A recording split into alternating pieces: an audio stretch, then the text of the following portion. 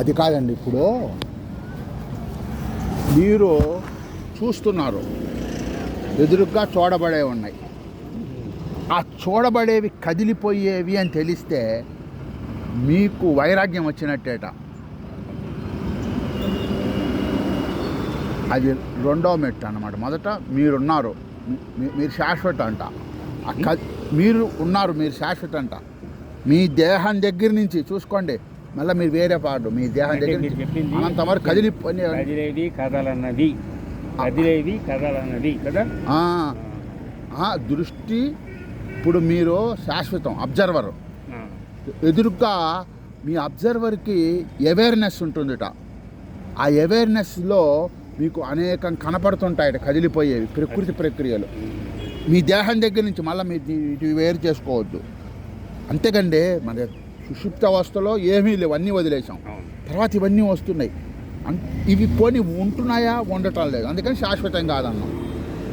ఇవి కాసేపు ఉంటాయి, కాసేపు ఉండవు. అవి వాస్తవం ఎలా అవుతాయి? కావు.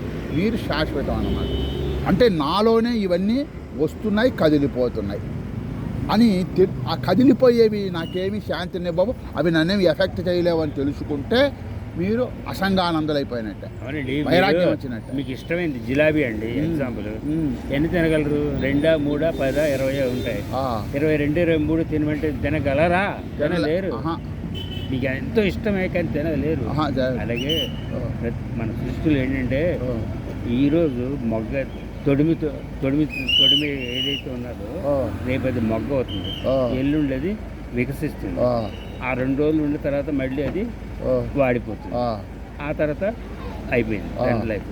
అలాగే పుట్టే ప్రతి జీవి కూడా ఈ లోకాన్ని విడిచిపెట్టక తప్పదు. అంటే దీంట్లో ఏమిటున్నది? మీకు కదలిక, చలనం లేనిది అది ఎప్పటికైనా ఉంటుంది. రాయి రప్ప ఇవన్నీ కూడా. బట్ చలనం లేదు కనుక దానికి ఏం లేదు. చలనం ఉన్న ప్రతిదీ కూడా దానికి ఎలాగైతే పుట్టుక, పెరుగుదల, క్షీణించడం, నశించిపోవడం అనేది ఉంటుంది. అలాగే అన్నమాట ప్రతిదీ కూడా మనం చూసే దృక్పథంలో ప్రతిదీ. ఇప్పుడు మనం శాశ్వతమైన అంటారా? ఎవరు? ఏ జీవి శాశ్వతం కాదు. జీవిగా శాశ్వతం కాదు, బ్రహ్మంగా శాశ్వతం. అది వేరే విషయం. మీకు మీలో ఉండే ఆత్మ శాశ్వతం. అసలు ఆత్మ మనలో ఉందంటారా? ఉండకపోతే మీకు చలనం ఎక్కడి నుంచి వస్తుంది? అవునండి, మీకు చలనం ఉండాలంటే ఆత్మ ఉండి తీరాల్సిందే కదా. అవును, రేపు చచ్చిపోయేటప్పుడు ఆత్మ వెళ్ళిపోతుంది అంటారా? అంతే కదా. సార్, ఆత్మ కదలదంటారు కదండి, అది ఎలా వెళ్ళిపోతుంది? ఎవరు? ఆత్మ. నా కంటికి కనబడిందే 100% నిజం, నా కంటికి కనబడింది అబద్ధం అని అంటే మీరు నమ్ముతారా? నమ్మలేము. ఎందుకంటే తెలుసండి, గాలి మీ కంటికి కనబడట్లేదు, కానీ మీ శరీరానికి వీచి తగలడంతో ఇదేదో చల్లగా ఉంది గాలి, దీన్ని అంటారు అని మీకు అనిపిస్తుంది. మరి మీ గాలి కంటికి కనబడట్లేదు కదా. అలాగే ఆత్మ కూడా శరీరం నుంచి విడిపోయినప్పుడు కనబడదు, దాని అంతా జరుగుతుంది దాని ద్వారం ద్వారా. అది కాదండి, ఇప్పుడు మనం గాలి పీలుస్తున్నాం, బతికున్నాం. అక్కడ చచ్చిపోయిన వాడు ఉన్నాడు, వాడికి మనకి తేడా ఏంటంటే వాడు గాలి పీల్చటల్లా. అంతమాట గాలి లేదంటారా? ఉన్నది. ఇప్పుడు మనం ప్రాణంతో ఉన్నాం, గాలి పీలుస్తున్నాం, ఆ శక్తి ఉంది మనకి. చచ్చిపోయిన వాడికి ఆ శక్తి కోల్పోయాడు, అదే చచ్చిపోవటం. మరి గాలి ఉన్నది, గాలి లేదా? ఉంది, కానీ నువ్వు పీల్చలేవు. అలాగే ఆత్మ ఉన్నది, ఎక్కడికి పోవాలా, కానీ నువ్వు ఆ రిసీవ్ చేసుకుంటే శక్తి అనేది నీలో రిసీవర్ పోయింది, అక్కడ ప్రసరిస్తూనే ఉన్నది. చూడండి, ఆ ఆత్మకి ఎప్పుడు వస్తుంది తెలుస్తుంది శక్తి, దానికి ఒక శరీరం ఆకృతి వచ్చినప్పుడే దీనికి వస్తుంది. పుట్టి ఆత్మ ఏదైనా చేయగలదా? చెయ్యలేదు. ఆత్మ ఇప్పుడు అంతెందుకు, మీరు ఒక కర్మ చేయాలంటే మీకు కావాల్సింది ఏంటి? శరీరం, దానికి తగ్గ అవయవాలు. చీమే తీసుకోండి, దోమే తీసుకోండి, దాని శరీరం ఉంది, దానికి రెక్కలు ఉన్నాయి, ఎగురుతున్నాయి.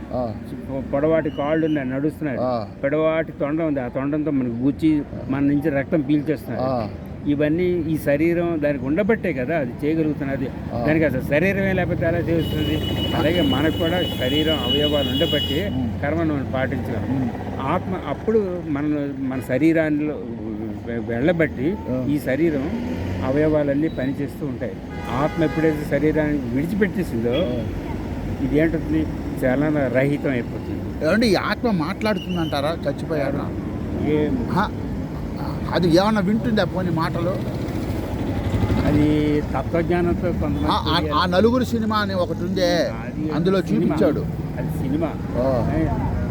ఆత్మ ఎప్పుడు కూడా అంటే మన సిద్ధాంతాలు ఏంటంటే మొదటి 11 రోజులు కూడా ఆత్మ మన దగ్గరనే ఉంటుంది. మనల్ని విడిచిపెట్టడానికి వెళ్ళడానికి ఇష్టపడదు అది. పాడదు. అందువల్ల మనం చేయవలసిన కర్మ సిద్ధాంతాల ద్వారా వాటి ద్వారా ఏమి దానికి సంతృష్టి చేసి ఏదో విధంగా మన దగ్గర నుంచి పంపించి ఏర్పాటు చేస్తాం. అందువల్ల 12 రోజులు శుద్ధి చేసుకుని ఇది చేస్తాం. అది అంతవరకే నాకు తెలుసు. మరి మీరు అన్నట్టు ఆత్మ మాట్లాడుతుందా లేదా అని నేను అక్కడ వెళ్ళలేదు. అలా కాదు సార్, ఇప్పుడు 3 శరీరాలు ఉన్నాయి కదా మనకి.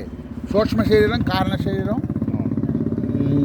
స్థూల శరీరం, సూక్ష్మ శరీరం, కారణ శరీరం, మహాకారణ శరీరం అని 4 ఉన్నాయి. ఈ 4వ శరీరం అంటే ఆత్మ ఏం కాదు, ఏం కాదు. ఇప్పుడు ఈ 4 టైఅప్ అయ్యి ఉన్నాయి. ఇప్పుడు మన పరిస్థితి అది. ఈ సూక్ష్మ శరీరం వెళ్ళిపోయింది, స్థూల శరీరం, కానీ సూక్ష్మ శరీరం ఉంటుందిట. దానికి ఈ ఆకలి దప్పుకులు, అక్కడికి పోవాలి, వార్తా మాట్లాడాలి, ఇవన్నీ దానికే ఉంటాయి. ఇప్పుడు అది కూడా కోల్పోతే దానికి కారణ శరీరం పోయినప్పుడే ఈ సూక్ష్మ శరీరం నాశనం అవుతుంది. ఆ కారణ శరీరం ఏంటి? అజ్ఞానం. ఆ అజ్ఞానం దీనికి పోవాలన్నమాట.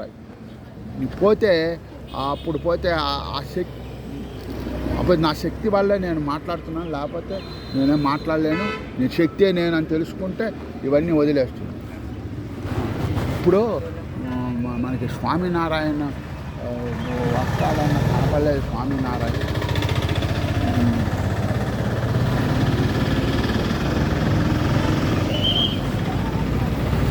నేను అలా వెళ్ళొస్తానండి.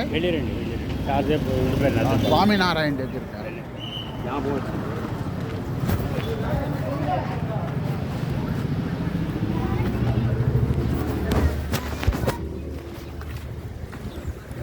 జై శ్రీరామ్. ఇక స్వామినారాయణ.